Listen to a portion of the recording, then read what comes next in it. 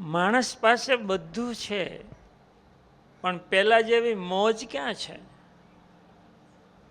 સુવિધાઓ છે, સગવડતાઓ છે, પણ ખુશી ક્યાં છે? આ ખુશીનું સરનામું શું? તો આજે ખુશીની દિશા બતાવવા માટેનો આજનો આ વિશેષ કાર્યક્રમ છે. તંદુરસ્તી અને ગુણવત્તાવાળું જીવન લોકો જીવે, મોજથી રહે, પ્રગતિ કરે, આવું જીવન શૈલી બને, એના માટે શ્રી સૌરાષ્ટ્ર પટેલ સેવા સમાજ સુરત તરફથી દર ગુરુવારે હેલ્થ, વેલ્થ અને હેપીનેસને કેન્દ્રમાં રાખીને વિચારોનું વાવેતર કરવામાં આવે છે.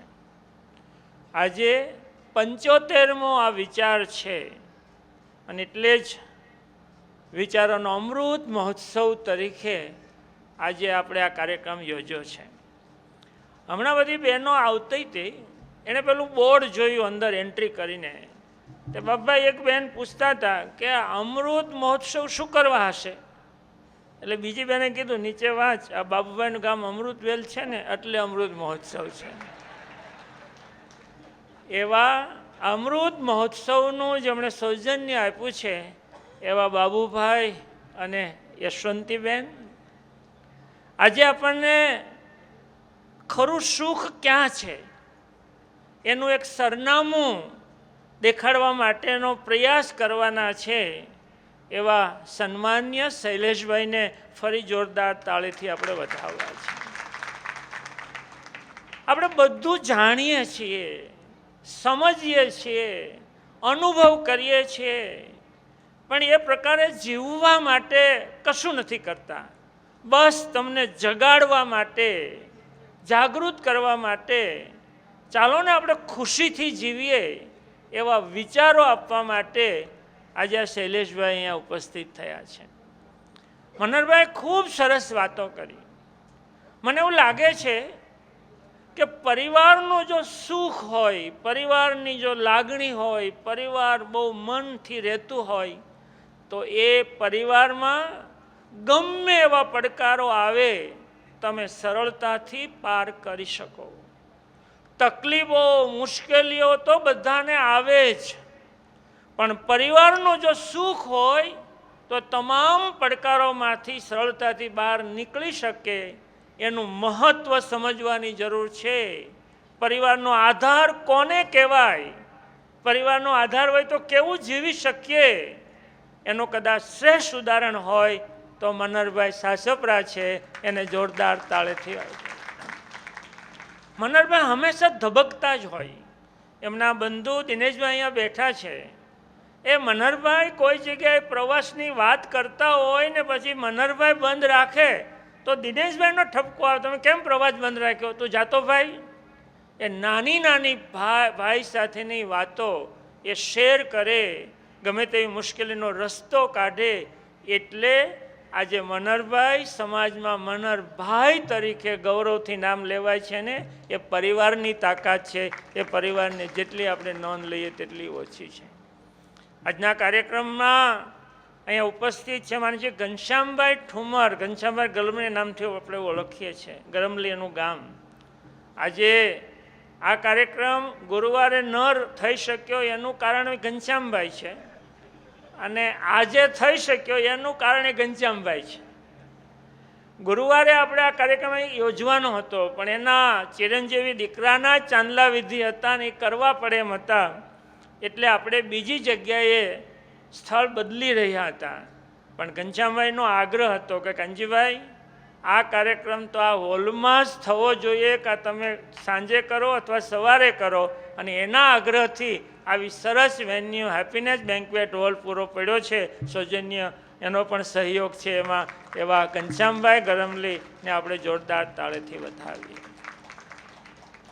અહીંયા આપણા વડીલો માન્ય શ્રી વલ્લભભાઈ કે શું કરો, અમારું સન્માન કેટલી વખત કરવું છે. આજે તેનું સ્વાગત કર્યું છે. આ સામાન્ય વાત નથી. વરાછા રોડ ઉપર કામરેજથી સુરત કોઈ આવતું હશે અને સરદાર વલ્લભભાઈની પ્રતિમા કોઈ જોશે અને સરદાર વલ્લભભાઈના વિચારો જીવનમાં યાદ આવશે ને, વલ્લભભાઈ તમે તો વિચારો રોપવાનું મોટું કામ કર્યું છે, એવા દાતાને જેટલા સન્માનીએ તેટલા ઓછા છે. બસ હવે 1 મહિનો બાકી છે. લગભગ સપ્ટેમ્બરના અંત સુધીમાં 31 ફૂટની 5 ધાતુની 2 કરોડની સરદાર સાહેબની પ્રતિમા એ સ્થળ ઉપર લાગી જવાની છે. એની તૈયારી થઈ ગઈ છે. એવા વલ્લભભાઈ એમના સૌજન્ય દાતા છે. અહીંયા ઘનશ્યામભાઈ શંકર ઉપસ્થિત છે. તો ઘનશ્યામભાઈએ પણ 2026ના સમૂહ લગ્નનું આખું સૌજન્ય પૂરું પાડ્યું છે. એવા આપણા દાતા છે. એને પણ આપણે જોરદાર તાળીથી વધાવીએ. જયંતિભાઈ એકલારાવાળા ઉપસ્થિત છે. જયંતિભાઈ આપણું જે કિરણ મહિલા ભવન બને છે ત્યાં મોટી વાંચનાલય અને પુસ્તકાલય બહેનો માટે તૈયાર થાય છે. એના નામકરણના દાતા છે. એવા જયંતિભાઈ અહીંયા ઉપસ્થિત છે. આજે મને વિશેષ આનંદ થયો કે વિચારોનું તો વાવેતર કરીએ છીએ, પણ આપણે એક ધબકતી સંસ્થા બનાવી રહ્યા છીએ જમનાબા ભવન ને કિરણ મહિલા ભવન, જેના માધ્યમથી હજુ પણ આ સુરત શહેરનો સ્વભાવ બદલવો છે, આપણા સમાજનો સ્વભાવ બદલવો છે. એક સારા નાગરિક અને સરસ ગુણવત્તાયુક્ત જીવન જીવતા લોકો કેવા હોય એનો અહેસાસ કરવો છે. એવો સંકલ્પ સાથે આ વિચારોનું વાવેતર થાય છે. અને એટલે જ એમાં દાતાઓ પણ સહયોગ આપી રહ્યા છે એનો આનંદ છે. મને આજે મધુભાઈ ખૂબ આનંદ થયો કે આપણું પડોશી નવસારીમાં પટેલ સમાજની તમામ પ્રવૃત્તિઓ, સમૂહ લગ્ન, સંકુલ, શિક્ષણ સંસ્થા, હોસ્પિટલ અને તમામ સેવાભાવી સંસ્થામાં જે વ્યક્તિ સંકળાયેલા છે, સંસ્થાના આપણે પટેલ સમાજના પ્રમુખ છે, એવા મધુભાઈ પણ આ સંસ્થાના દાતા ટ્રસ્ટી બન્યા છે. મધુભાઈ તમને અમે આવકારીએ છીએ.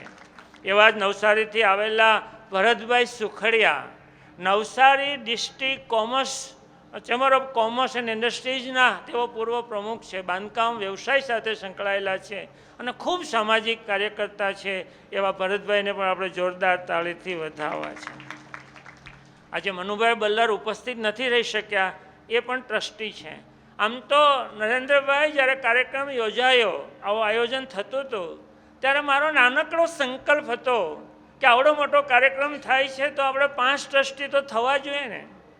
તો 5ના 10 થયા અને વધારાનું 11મા ટ્રસ્ટી અહીંયા કાર્યક્રમ શરૂ થાય એ પહેલાં આવ્યા. 11 ટ્રસ્ટીઓ થયા. 2 કરોડ ને 21 લાખ રૂપિયાનું દાન આ મંદિરમાં સુરતમાં થાય એ સામાન્ય વાત નથી. પણ આ સમાજને પોતાનો પરિવાર ગણે છે. આ બધા મહાનુભાવો એના સુખાકારી માટે મારે કંઈક આપવું જેવું માને છે, એટલે આ દાન બધા આપી રહ્યા છે. એવા જ જયંતિભાઈ મોહનભાઈ ધડુક અને એમના બંધુ ધીરુભાઈ મોહનભાઈ ધડુક એક સાથે બંને ભાઈઓ બ્રહ્મપરવાળા ધડુક પરિવારના અગ્રણીઓ આપણા દાતા ટ્રસ્ટી બન્યા છે. એમને જોરદાર તાળીથી વધાવીએ. આ એક સાથે 2 ભાઈઓ દાતા ટ્રસ્ટી તરીકે જાહેર થયા હોય એવા આ બંને ધડુક પરિવારના, ધોળકિયા પરિવારના 4 ભાઈઓ સાથે જાહેર થયા છે, પણ સ્ટેજ ઉપર 4 હાજર નહોતા. આજે 2 ભાઈઓ હાજર છે. એ 2 ભાઈને ફરી જોરદાર તાળીથી આપણે એમને વધાવવા છે. અહીંયા ધીરુભાઈ વિરજીભાઈ ધામેલિયા બુઢણાવાળા, એ પણ હીરા ઉદ્યોગ સાથે સંકળાયેલા છે. એ પણ દાતા ટ્રસ્ટી બને છે. એમને આપણે તાળીઓથી વધાવવા છે. મોટા વરાછામાં સિલ્વર ગ્રુપ, લગભગ કોઈ એવા વ્યક્તિ નથી કે આ સિલ્વર ગ્રુપને ઓળખતા ન હોય. બાંધકામ ક્ષેત્રનું બહુ જાણીતું ગૌરવંતું નામ એવા હિરજીભાઈ દુધાતના દીકરા જીગરભાઈ દાતા ટ્રસ્ટી બન્યા છે. તો જીગરભાઈને જોરદાર તાળીથી વધાવીએ. અહીંયા મનીષભાઈ વેકરિયા અંકલેશ્વરથી નથી આવી શક્યા, એ પણ દાતા ટ્રસ્ટી બન્યા છે. એવા જ બીજા અહીંયા ઉપસ્થિત છે મનીષી સત્યમભાઈ ધીરજભાઈ દેવાણી. અહીંયા ધીરજભાઈ પણ ઉપસ્થિત છે. એમના પપ્પા. યંગ લોકો, યુવાનો આમાં ટ્રસ્ટી તરીકે જોડાતા હોય તો સમાજની એક મોટી તાકાત વધતી હોય છે. તો સત્યમભાઈને પણ જોરદાર તાળીથી આપણે વધાવીએ. અહીંયા જયુભાઈ અમૃતવેલવાળા ઉપસ્થિત નથી, પણ જયુભાઈ સાવલિયાના ભાઈ અહીંયા અરવિંદભાઈ ઉપસ્થિત છે દાતા ટ્રસ્ટી તરીકે. એમને જોરદાર તાળીથી આપણે વધાવીએ. હમણાં 11માં જે દાતા આવ્યા એ નસીદ પરિવાર, બગસરા બાજુનું બાલાપર ગામ, અને વિનુભાઈ કરશનભાઈ નસીદ એ દિલ્હીમાં જ્વેલરી ડિઝાઇન સાથે સંકળાયેલા છે ને બહુ મોટું કામ. તો એમણે ચિઠ્ઠી મોકલી. એવા એના પિતાશ્રી કરશનભાઈ એટલે માતુશ્રી શારદાબેન કરશનભાઈની પ્રેરણાથી વિનુભાઈ કરશનભાઈ નસીદ દાતા ટ્રસ્ટી બને છે ને એમના વતી એમના મિત્ર જયંતિભાઈ ઠુમરનું આપણે બાલાપરવાળાનું અહીં સન્માન કર્યું. તો એ વિનોદભાઈને જોરદાર તાળથી વધાવીએ. આ વિચારોનું વાવેતર યુવાનોને ભેગા કરીને સારી વાત કરવાનો પ્રયાસ હતો, પણ આટલું સરસ પ્રતિસાદ મળશે અને આટલું મહત્ત્વના વિચારોનું વાવેતર થશે એ કદાચ કલ્પના પણ નહોતી. એનાથી વિશેષ આ કાર્યક્રમ થઈ રહ્યો છે. આજના કાર્યક્રમનું સૌજન્ય તો બાબુભાઈનું હતું, પણ 100 શતાબ્દી મહોત્સવ એના માટે હમણાં ઘનશ્યામભાઈ કે ભાઈ મારે હારો કરવો છે, આવતો મારો. પણ મેં કીધું એ પહેલાં ગયા 50મા વખતે જાહેર થઈ ગયા છે એવા નીતિનભાઈ દેસાઈ અને મેહુલભાઈ દેસાઈને આપણે જોરદાર તાળીથી વધાવીએ. સાવરકુંડલા બાજુના ઓળિયા ગામના નીતિનભાઈ છે અને ચિત્તલ ગામના મેહુલભાઈ, આ દેસાઈ પરિવાર એ 100મો આ વિચારોનો મહોત્સવ એમના સૌજન્યથી ઉજવાશે. 125મો વિચારોનો મહોત્સવ ઘનશ્યામભાઈ ઠુમર તરફથી ઉજવાશે. એટલે અમને કોઈ પૂછ્યું નહીં આ ચાલવાનું છે કે નથી ચાલવાનું. તો 150મો એને કદાચ ભવ્યથી ભવ્ય ઉજવવો છે. એમનું સૌજન્ય મારા પડોશી એવા મનસુખભાઈ વેકરિયા અમૃતવેલવાળા અને મને શ્રી અશ્વિનભાઈ સુદાણી તરફથી 151મો મહોત્સવ જે ઉજવાય એ આપણે બહુ સરસ રીતે ઉજવશું. તો આ વિચારોના વાવેતર શૈલેષભાઈ ઉગી રહ્યા છે, આ ઉગતા દેખાય છે. આ કાર્યક્રમને એટલું મહત્ત્વનું સમજાય છે. તો આ તમામ દાતાઓને આપણે જોરદાર તાળીથી વધારીએ. બસ માણસ સુખ શોધે છે, સવારથી ઉઠે સુખની પાછળ કામ કરે, સુખ શોધે છે, પણ ક્યાંય ખુશી નથી મળતી. માણસ ડિપ્રેશનમાં રહે, ઘણું બધું હોય પણ આનંદ ન હોય. આ સુખને શોધવાની આ પ્રક્રિયા ચાલી રહી છે. અને એટલે જ આજના વિચારના વાવેતરમાં એ દિશાની થોડી વાતો કરવી છે. આમ તો છે ને સુખના ઘણા પ્રકારો મેં તમને કીધા છે, ધનસુખ, મનસુખ, આ બધા સુખના ઘણા પ્રકાર છે. પણ મારે આજે સુખના બે ભાગ પાડવા છે. બરાબર સમજો બહેનો, આ સુખ તો બધાને જોઈએ છે, પણ મનમાં ક્યાંય સુખ નથી. આ એસી હોલમાં બેઠા છીએ પણ કંઈક યાદ આવી જાય ને તો મન બળે છે. આ મનને સમજવું છે. આ પરિવાર એટલે શું એને સમજવું છે. એટલે મારે સુખના બે ભાગ કરવા છે. બધા સમજો, સુખના બે ભાગ છે. એક સુવિધાનું સુખ, સુવિધા હોય એનું સુખ મળે. બંગલો છે એનું સુખ, ગાડી છે એનું સુખ, પૈસા છે એનું સુખ. એક સુખ સુવિધાનું મળે, પણ બીજું સુખ જીવનભર મળે. બીજું સુખ જીવનભર મળે. તમારું દાંપત્ય સુખ એ જીવનભરનું છે. તમારું સંતાન સુખ એ જીવનભરનું છે. પરિવાર સુખ એ જીવનભરનું છે. તો જે કાયમી છે અને આપણે મરીએ ત્યાં સુધી છૂટવાનું નથી, એ સુખ મહત્વનું કે સુવિધાનું સુખ મહત્વનું? બસ આટલું મનમાં પકડાઈ જાય ને તો પરિવારની બે વાત સાંભળવાનું આપણને મન થાય. હું પરિવાર એટલે માત્ર સંયુક્ત પરિવારમાં રહેતા હોય એની વાત જ નથી. આજે પરિવારની વાત નથી, પરિવાર ભાવનાની વાત છે. આપણે કેટલો મોટો પરિવાર રહીએ છીએ અગત્યનું નથી, કેટલા લાગણીથી રહીએ છીએ તે અગત્યનું છે. એટલે જુદા રહેતા હોય પણ લાગણીથી રહેતા હોય. કુટુંબનો પરિવાર, સોસાયટીનો પરિવાર, મિત્રનો પરિવાર, ધંધા ઉદ્યોગ સાથે સંકળાયેલો આપણો પરિવાર, આ પરિવારની ભાવના છે ને એ તમને ખરું સુખ આપતી હોય છે. એ દિશાની આજે શૈલેષભાઈ વાત કરે છે. મારે તો વાત કરવી હતી કે આ કાયમનું સુખ, જીવનભરનું સુખ. વિચાર તો કરો, આપણે જન્મમાં ન હોઈએ ને ત્યારથી આપણી કેર લેવાતી હોય અને મરી જઈએ ને તોય પાછળથી આપણી વિધિ થતી હોય. એ પરિવાર છે. મર્યા પહેલાં, જન્મા પહેલાં ને મર્યા પછી પણ આપણી કેર થાય. આ જીવનભરનું સુખ છે, આ જીવનભરનું સુખ છે. દાંપત્ય સુખમાં હું ઘણી વખત કહું છું ને, મેં કદાચ થર્સડે થોટમાં જ કીધું છે કે જો સવારની ચા બગડે તો આખો દિવસ બગડે, અથાણું બગડે તો આખું વરસ બગડે, પણ દાંપત્ય જીવન બગડે ને તો આખી જિંદગી બગડે છે.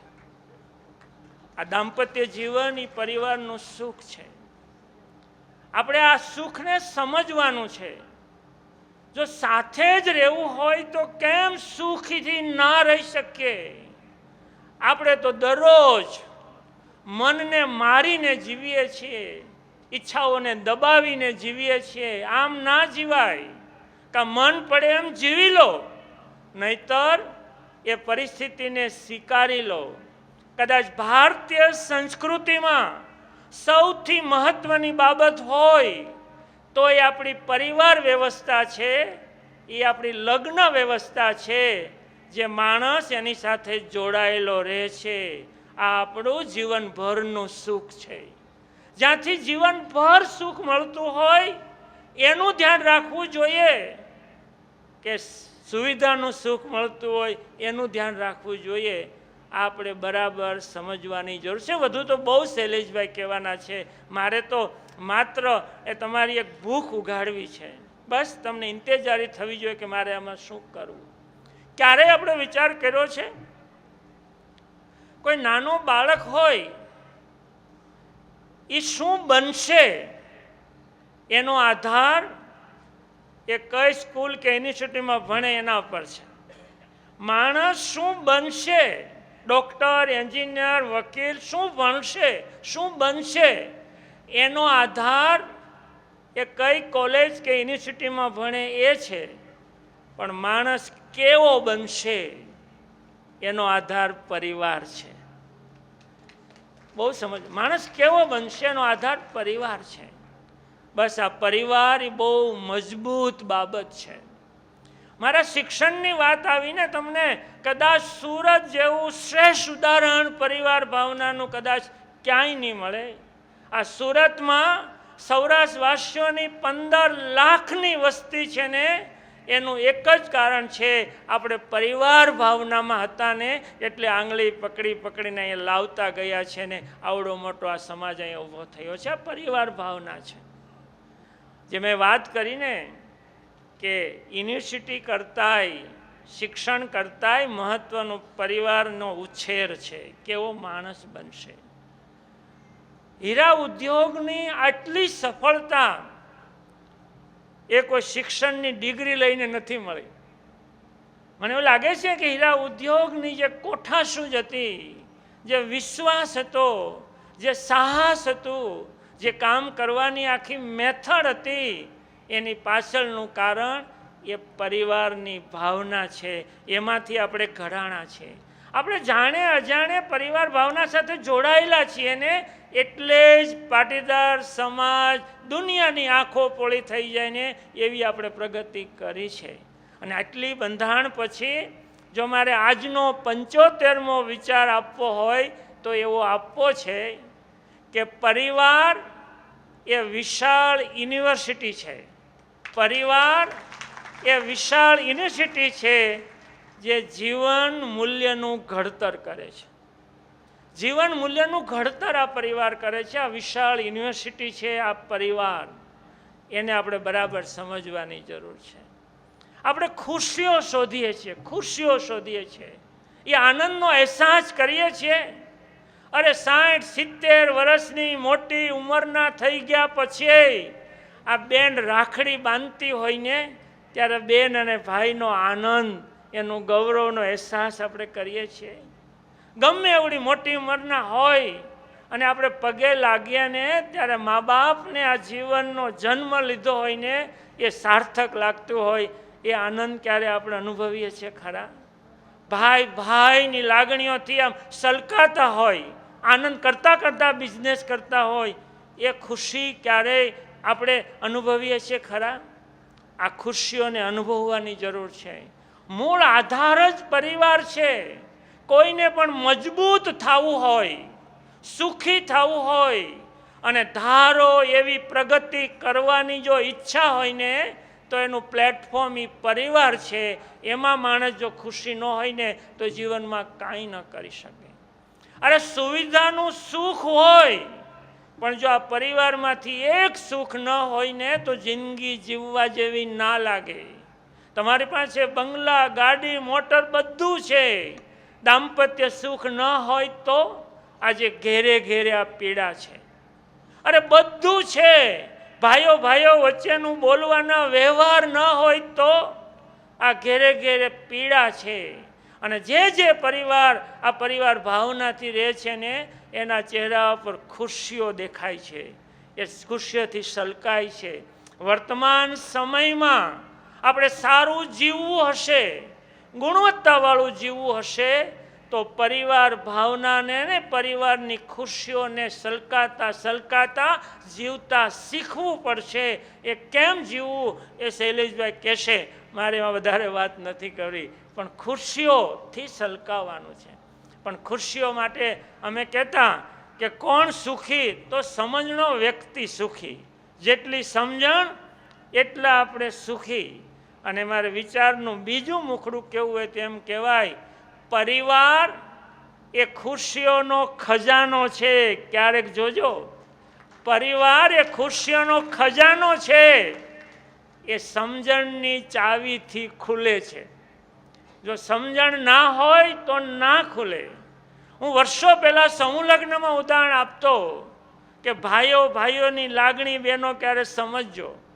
એ ખડું હતું, દિવાળીનો ટાઈમ, બાજરાના ખડા લેવાડ્યા, બે ભાઈ રાતે વાહુ રોકાયેલા. રાતે ધ્યાન રાખવા રોકાય ને વાહુ કે તો રાતે લગભગ તૈયાર જો બાજરીના ઢગલા હતા. ઓલા મોટા ભાઈને એવો વિચાર આવ્યો કે ગમે તેમ તોય મારો નાનો ભાઈ છે, થોડો ખર્ચાળ છે, એને તાણ પડતી હશે, કદાચ મને ઘેરેથી નહીં આપવા દે. એટલે રાતે 2 વાગે ઉઠે અને પોતાના જુવાર બાજરીના ઢગલામાંથી 2-5 ટોપલા ભરીને એ નાના ભાઈના ઢગલામાં નાખી દે છે. પણ એક માના દીકરા હતા ને, એટલે નાના ભાઈને પાછો વિચાર આવ્યો. ઉઠ્યો 4 વાગે, એને તો ખબર નહોતી કે મારો મોટો ભાઈ છે, દીકરીઓવાળું ઘર છે, આ વર્ષે લગ્ન છે, એને બિચારાને તાણ હશે. એ 4 વાગે ઉઠીને પોતાના ઢગલામાંથી 2-5 ટોપલા ભરીને નાના ભાઈના ઢગલામાં નાખી દીધા. સવારે સૂર્યનારાયણ ઉગ્યો ને ત્યારે 2 ભાઈ સમજી ગયા. 2 ભાઈ બધ ભરીને રડી પડ્યા. આ ભાઈઓની લાગણીને પણ સમજવાની જરૂર છે. પરિવાર સુખી તો રહી શકે. સંયુક્ત પરિવારમાં રહેતા બાળકોમાં હિંમત હોય. સંયુક્ત પરિવારમાં રહેતા બાળકો ભલે રસોડા અલગ હોય પણ પિતરાઈ ભાઈઓ સાથે હોય ને તો આત્મવિશ્વાસવાળા બાળકો બને છે. એ સમજવાની જરૂર છે. મારે હવે તમને મુદ્દાની વાત કરવી છે. પરિવારમાંથી ખુશી જોતી હોય, પરિવારમાંથી આપણે ખુશ થવું હોય, પરિવારના પ્લેટફોર્મને આપણે ખુશીઓથી ભરી દેવું હોય તો 4-5 બાબતો બહુ મહત્ત્વની છે. એને ધ્યાન રાખવાની જરૂર છે. આમ તો હું ઘણી વખત કહું કે પરિવારના આકાશને ખુશીઓના મેઘધનુષથી ભરવું હોય તો 7 બાબતનું આપણે ધ્યાન રાખવાનું છે. એમાં હેલ્થ અને વેલ્થ એ 2 બાબત તો બધા જાણો છો. પરિવારમાં ખુશ રહેવું હોય ને ખુશી કરવા હોય તો આપણી હેલ્થ સારી હોવી જોઈએ, આપણી પાસે વેલ્થ હોવી જોઈએ. એ 2 વિશે મારે વાત નથી કરવી, પણ બીજી 5 બાબતની વાત કરવી છે. એમાં પહેલું છે સ્મિત, હસતો ચહેરો. ઘરમાં એક વ્યક્તિ ન બોલતી હોય ને તો આખા ઘરના વ્યક્તિઓને બોલવાનું મન નથી થતું. તમે હંમેશા હસતો ચહેરો રાખો. અરે કંઈક વાંક હોય ને આપણે કોઈને કહી દીધું તો બીજી ક્ષણે આપણે હસતા હોવા જોઈએ. આપણી ભૂલ હોય ને કોઈએ કહી દીધું તો બીજી ક્ષણે આપણે હસતા હોવા જોઈએ. પરિવારને ખુશખુશાલ રાખવા હોય તો સ્મિત એ મફતનું હથિયાર આપણી પાસે છે. તમારો પરિવાર મજબૂત થશે. બીજો ટૂલ છે સ્નેહ, લાગણી. અરે કદાચ પરિવાર તો લાગણીથી જીવવા માટે જ હોય છે. માણસને મજબૂત થવા માટે લાગણી જોઈએ, લાગણીથી જીવો, પરસ્પર લાગણી. અને દુનિયાનો કુદરતનો નેચરનો નિયમ છે, તમારે જે જોતું હોય એ બીજાને આપો. તમારે પ્રેમ જોઈએ છે તો પરિવારમાં પ્રેમ કરો. તમારે માન જોઈએ છે તો પરિવારમાં માન આપો. તમારે જે જોતું હોય એ પરિવારમાં સભ્યોને આપો. મારે આપવું છે પણ એ ન લેવું હોય તો એ ચિંતા ના કરો. પરિવારને એક રાખવા માટે તમારું સ્મિત, તમારી લાગણી, સ્નેહ એ બોન્ડિંગનું કામ કરશે. અને ત્રીજી મહત્વની બાબત એ છે, જેવા છે તેવો સ્વીકાર કરો તો ક્યારેય મનમાં દુઃખ નહીં આવે. આ દુનિયામાં એક સરખા કોઈ છે જ નહીં. તમે બેય માણસ એક સરખા ક્યાંથી હોવાના? પરિવારમાં બધા ભાઈઓ ક્યાંથી સરખા હોવાના? દીકરાની હો આપણા જેવી ક્યાંથી હોવાની? જેવા છે એવો સ્વીકાર કરો ને તો તમને પરિવારને તમે ખુશ રાખી શકો. હમણાં મનહરભાઈ, અમે સવારે હું ફ્રૂટ ખાઉં છું, તો આજે મારા ઘરવાળી જયશ્રી કે આ પરિવાર ફ્રૂટ જેવા હોય છે. મેં તો કેમ? એ કે જો આ ફ્રૂટ અને પીઝા, એમાંથી સારું શું? તો ફ્રૂટ. શરીર માટે સારામાં સારું ફ્રૂટ. એટલે પરિવાર એ ફ્રૂટ જેવો છે, પણ મહત્ત્વનું એ છે કે ફ્રૂટ આખે આખું ક્યારેય ખાઈ શકાતું નથી. કોઈની શાલ કાઢવી પડે, કોઈના ઠળિયા કાઢવા પડે, કોઈનું કાંઈ કાઢવું પડે. એ માણસમાં એકાદી વસ્તુ તમે કાઢી નાખો ને તો શ્રેષ્ઠ ફ્રૂટ એ છે.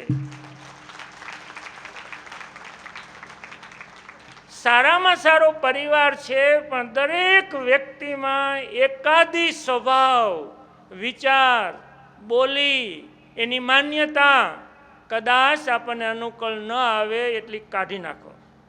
બાકીનું એ ફ્રૂટ છે જે તમારા પરિવારને હેલ્ધી રાખશે. એનો સ્વીકાર કરો. આ બહુ મોટી વાત છે.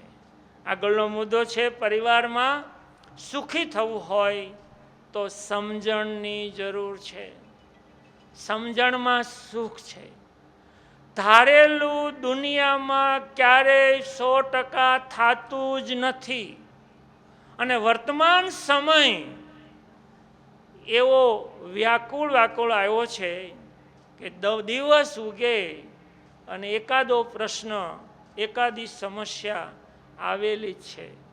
એ સમજણપૂર્વક એને બહાર કાઢો. આ સોશિયલ મીડિયાના સમયમાં એ દાંપત્ય જીવન હોય, પરિવાર હોય, દીકરો હોય, દીકરી હોય, એના પ્રશ્નો આવવાના.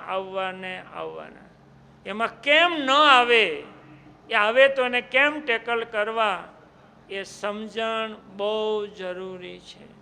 તમારું સારું વર્તન, સદવર્તન પરિવારમાં જો છોડી શકાય તો પરિવારને છોડી દો, ચાલો. જે છોડી શકાય એમ જ નથી, એ આપણી લગ્ન વ્યવસ્થાની અને પરિવાર વ્યવસ્થાની બહુ મજબૂતાઈ છે. તમે ગમે એટલું ભાઈ હારે ઝઘડો, એ ભાઈ તરીકે મટી શકવાનું છે ખરું? અસંખ્ય દાખલાઓ છે કે એક પાટલા માટે, એક શાહ માટે ભાઈઓ વચ્ચે બોલા છે. તમે ભાઈ નથી એવું જાહેર કરી શકો એમ છો? પતિ પત્ની છૂટા થઈ શકો એમ છો? તો સમજણપૂર્વક જીવવામાં જ મજા છે. એ આ પરિવારમાંથી આપણે આ બરોબર શીખવાનું. તમારો આધાર જ આ છે, એના વગર જીવી શકાય એમ નથી. હવે તો સુરતમાં 29 માળની બિલ્ડિંગો થવાની છે અને હજી મોટી થશે. બિલ્ડિંગ ગમે એટલી મોટી થાય પણ એનો આધાર ભૂમિ છે. જો એ બરાબર ન હોય તો તમારી બિલ્ડિંગ ટકે નહીં. આ પરિવાર એ આપણા જીવન માટેની ભૂમિ છે. અને છેલ્લો થોટ શેનો આપવો તેમ આપી શકાય. પરિવાર એ જીવનનો મૂળ આધાર છે. એના ઉપર સ્વપ્નની બિલ્ડિંગ બની શકે છે. તમારે સ્વપ્નની બિલ્ડિંગ બનાવવી હોય તો પરિવાર એ તમારો મૂળ આધાર છે. એના ઉપર બિલ્ડિંગ બની શકતું હોય છે. તો આ વાત મને એવું લાગે છે કે પરિવારનું મહત્ત્વ સમજાવવા માટે મેં કરી છે. આ વાત ખુશીઓ માણસને પ્રગતિ કરવી હશે, સારું જીવવું હશે તો ખુશીથી જીવવું પડશે, તો હેલ્થ સારી રહેશે. ખુશીઓથી જીવશો તો તમે પ્રગતિ કરી શકશો, તો વેલ્થ આવશે, તો માણસ તરીકે આપણે ધબકી શકશું. તો પરિવાર, આપ સૌને, આપણે પરિવારને ખુશખુશાલથી જીવીએ એવી શુભકામના સાથે વિરમું છું. Thank you very much.